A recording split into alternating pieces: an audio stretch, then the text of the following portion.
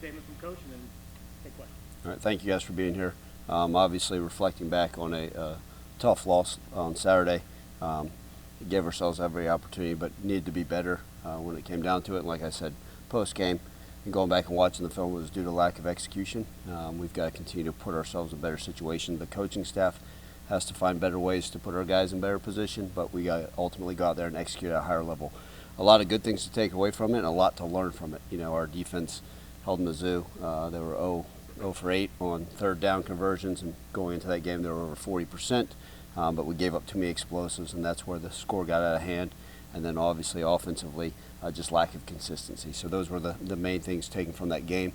Our focus now 100% is turned to Boise State, a phenomenal matchup, the first of a 4-game series. We'll play them again in 2026. You guys will still be around here in 2030 and 2031. So got it all planned out and ready, mapped for the future thing. But I think it's a great opportunity. Obviously, we know that Boise State has long been considered one of the traditional powerhouses in the group of 5, if you will, and a history program that, you know, so many of us have tried to model over the years. They won over 10 games. They won 10 games last year. Unanimous pick to win the Mountain West this season. They should have beat UCF. Actually, had them all the way up until the final minute of the game, and they won their last 2 games. They got kicker hadn't missed. They got the top punter in the entire country. They've got a quarterback that is absolutely phenomenal, big, strong arm that can run.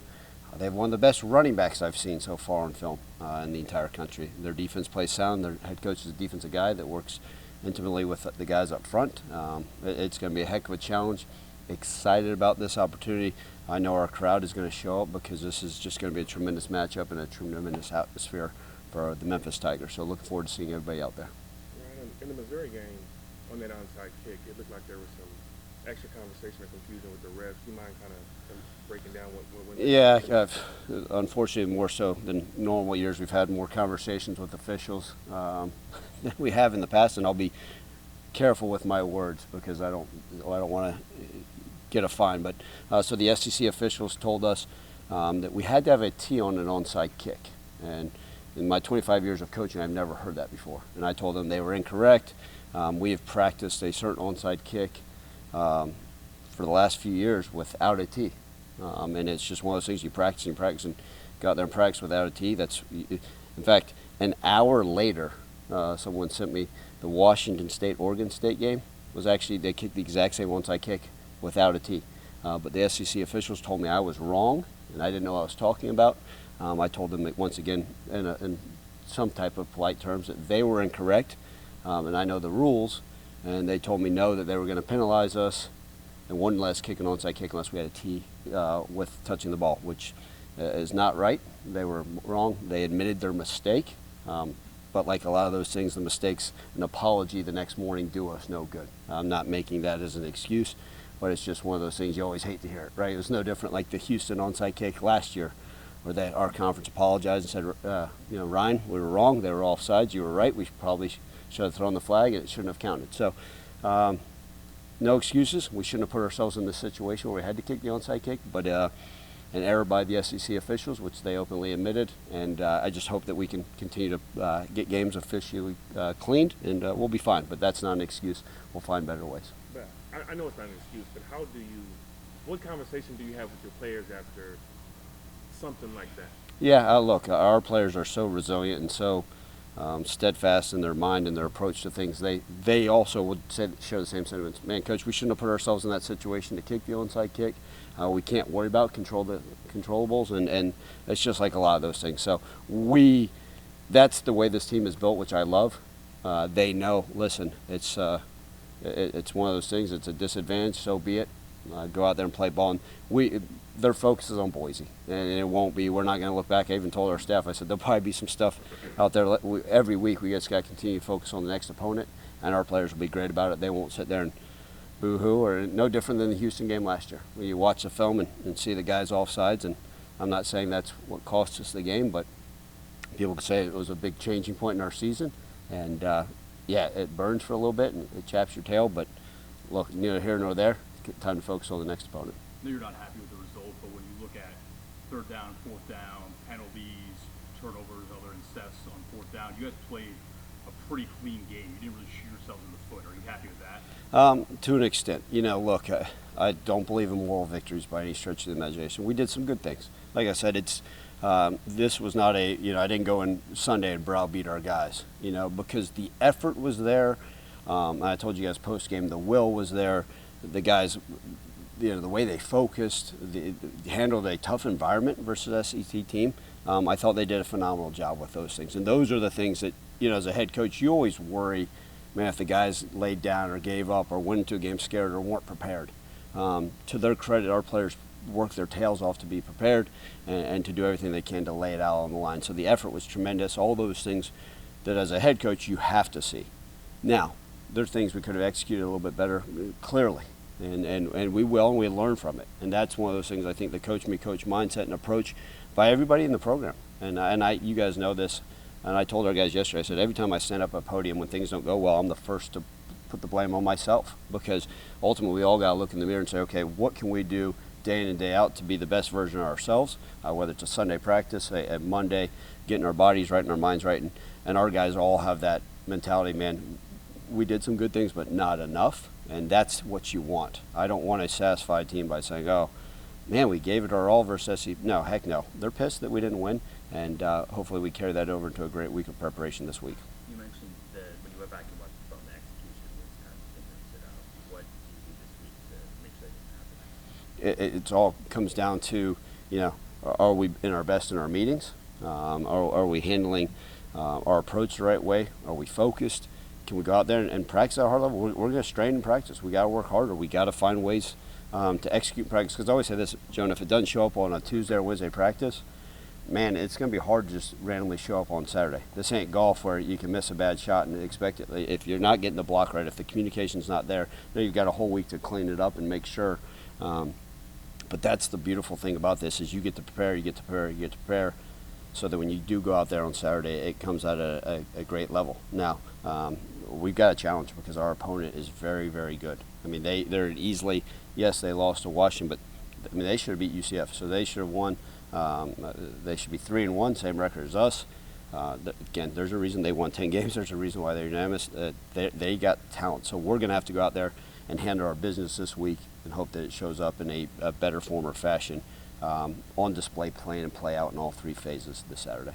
Going into this game, pro-Missouri crowd, do you have a feeling that if we played this game in Memphis or in Nashville even, do you think the crowd would have been pro-Memphis and helped the game in any way? I can bet your tail if it was here in Memphis, it would be pro-Memphis. We would have had 59,862 Memphis fans. But look, our fans did a great job of traveling there. Given the standards and circumstances, it was a fun environment. I was glad we were able to play in St. Louis, a great town. As an away game, so be it. We walked away with $1 million check, but I wish we walked away with a win. That was more important. But yeah, had that game been in Memphis for sure. But yeah, let's. I'm trying to let's get Vanderbilt. Let's play them in Nashville. I think that would be a fun one. Let's play them at the Titan Stadium. Let's find anybody that wants to play us in a true neutral site game. I think that'd be fantastic. But our fans will travel. But I know they'll show up on Saturday. That's my focus right now. But yeah, for sure would have been pro Memphis. You look at the Bear numbers defensively on Saturday, 542 yards given up. It doesn't look great. When you go back and watch the tape, is it mistakes on your end, or do you just have to give credit where it's due? And that's a good offense, and they just put up numbers. Great offense, credit where it's due, but yeah, mistakes on our end, right? I think you looked at the explosive passing plays, the shot, the post shot, an uncharacteristic mistake by one of our leaders in our secondary on that second play that led to a big touchdown. Then later on, right, we started trying to bracket number 3, and then they were finding other guys. Then number 3, obviously, torched us a few times with his explosiveness, and then as the game went on, then they were crushing us with their wide zone and, just not finding the right fit. So those are mistakes that we can get fixed. We talked about it, and what I loved about Coach Barnes' approach, he was the first one to say, man, I didn't put us in the best situations, getting the calls and doing those things. So it's a combination of a bunch of those things, great offense, but yeah, defensively would sit there and say that we didn't go out there and execute the level we're capable of. Is there an update on Seth Morgan and Tristan? Yeah, so Seth and Tristan are both day-to-day. And that is not, hiding behind the curtain. That's just, we'll see where they're at. Go ahead. Tanner will prepare, obviously. Yeah, I mean, Tanner did a phenomenal job. I was told, post game that he was listed as a punter. It kind of surprised everybody, but he's did a phenomenal job. Still credit to him for that. I mean, to be thrown into the mix like that in the middle of the week, without that expectation, he did a tremendous job. I know from foundation is probably going to be the same from year to year, but this particular team, do you feel like you guys are finding your identity of what you want to be this year? Yeah, Frank, it is. Every year is different, right? Especially with the roster turnover. So I even mentioned this, I think, a couple weeks ago when someone said, well, what is it about this team? I said, you have an understanding what you have in January. Then you get to build it throughout the offseason. Then in training camp, you got a little bit better understanding. With a number of changes in personnel and personalities, you don't really have an idea of what you're all about until the season really gets rolling. So you have a great idea. The one thing it goes back to what I said earlier, like the one thing I think that we can be proud of, we hang our hat on, that we know we're resilient, and the guys fight and they have grit. Those are those things that will carry us far through this season. And I've mentioned the guys' eyes. You guys have been around me now for a long time. I've never talked about our players' eyes like I have this past few weeks, and that gives me hope because they're bought into what we're doing. And it's my job to make sure we're steering them in the right direction. But I think the identity of this team is, man, they're going to prepare their tails off. They're going to give everything they have day in and day out. And the product we're going to put on the field can get better. And that's the one thing. We have not played our best football. And they're a hungry team that understands what it's going to take to win. And we just got to go out there and execute at a better level. And so, what does that mean? Look, it could be a variety of different things.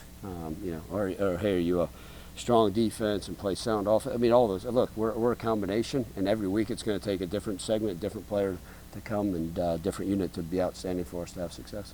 The same defense that allowed 500-plus yards is also the same defense that forced Missouri Old for 8 on third down conversions. Does that give you comfort in knowing that the ceiling for this defense can still be what you thought it was before the year? Oh, absolutely. I mean, I think we saw, obviously, versus different opponents, we saw flashes of what our defense can be. And I think when you do it, and I use the word consistent, I think that's what everybody in college football is looking for, a consistent approach and a consistent product down in and down out. And I think we do know what our defense is capable of. It was just got time for it to show up, and we're going to have a heck of a challenge. Like I said, with what they do, they got a 6'4" wide receiver that's led their team with 20 catches with Boise. That like I told you, the quarterback, I mean, he can throw it the full length of a football field. He's a dangerous runner. He's a big young man, and their running back is special. And their O-line, look, it's I keep going back. You watch the film, you think you're watching an SEC team because of what they're capable of. So our defense has a huge challenge, but we hope that ceiling we can continue to realize what it is by the performance on the field. Are you happy with how the pass catchers are seemingly, like, Sept is spreading the love to all of them? Think about Saturday. Joseph, Kobe scored touchdowns. Rock has a big game. Demir's making plays as well. Are you happy with that group overall and how they're all contributing? Yeah, I think that's a huge part of what we have to do because, going into the season, I said, Ryan, you lost your top 5 pass catchers. What's next? And I think part of it is you getting able to see those guys get the ball distributed, right? The Anthony Lanfears, the Rock Taylor had a huge game. You just said Demir, even Toski Dove, right? I mean, you're seeing all these, Blake Watson, you look at Sutton Smith lined up at wide receiver. It's all these different names, which means we're not relying on one guy. And look, do I wish we had Calvin Austin? Absolutely. Do I wish, Anthony Miller, some of these guys that have been able to be successful in our passing game. But I think we're not sitting there saying, okay, we got to get to him. Last year one of the questions was, hey, you're only throwing to this tight end.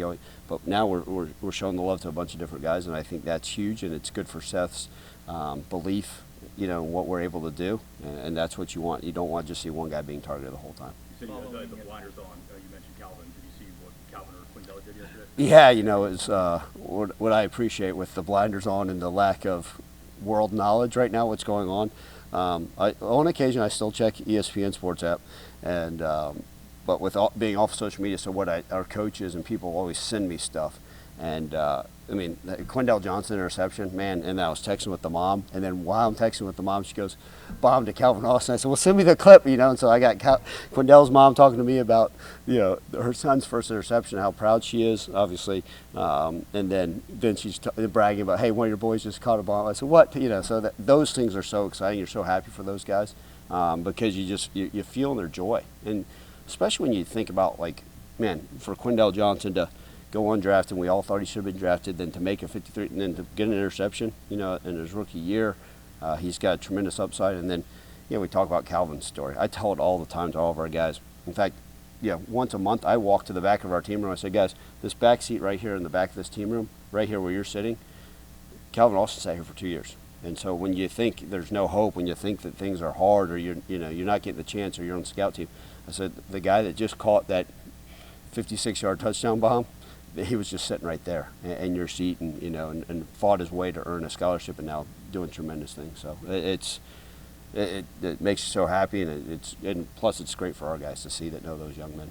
Following this loss with your 3 wins, have you, as a coach, adopted Coach Nick Saban's famous 24-hour rule?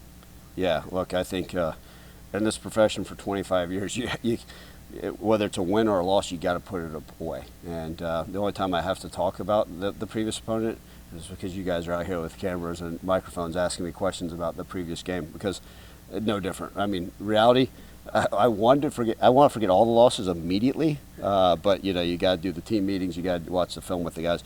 But even like all of us got back from St. Louis in the middle of the morning, and I found myself trying to put that game to bed and jumping on Boise State film, because I think all of us that are built a certain way, all right, what's the next challenge ahead of us? So yeah, our players, our team, their focus 1,000% is on Boise and the opportunity ahead. After 4 games and having gone against an SEC defense, how do you feel like the offensive line has just come together? They're doing some good things. Has it been perfect? No, right? I mean, I think we're seeing segments where the run game is doing some decent stuff. Is it as good as you ever want it to be? No. But we always talked about the continuity and the symmetry of an offensive line playing together. You hope they continue to get better and better, right? Those 2 new tackles are doing some nice things. Is it perfect? No, right? I mean, the quarterback's still getting touched too often, and the run game is not where it needs to be. But look, I'm just pleased with their growth and the way they continue to move along, and I think we're going to see them progress, hopefully, like the rest of our team.